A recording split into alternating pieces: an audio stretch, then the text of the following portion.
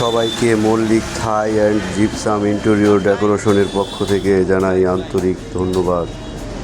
আমরা চলে এসেছি আজকে ঠাকুরগাঁও দই ঘরের সেলিং করতে হবে আমাদেরকে। এই হচ্ছে আমাদের দই ঘর, আর আমাদের এক একটা প্লেয়ার হচ্ছে এক একটা বুলেট। সবাই রেডি, সারা রাত কাজ চলবে।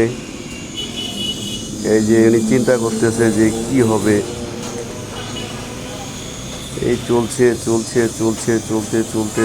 চলতে আমাদের এই যে এক একজনের অক্লান্ত পরিশ্রমে কাজ চলতেছে, দেখতে থাকেন। এরপরে এই যে মোটামুটি কাজ প্রায় অর্ধেক, এক একজন বুঝাবুঝি করতেছে কি করবে না করবে। একটু পরে হচ্ছে চলে যাবে খাওয়া দাওয়া, নৈশভোজ, যে ডিম ভাজি চলতেছে, সবার খাওয়া দাওয়া চলতেছে। আবার খাওয়া দাওয়া শেষে চলে আসছে।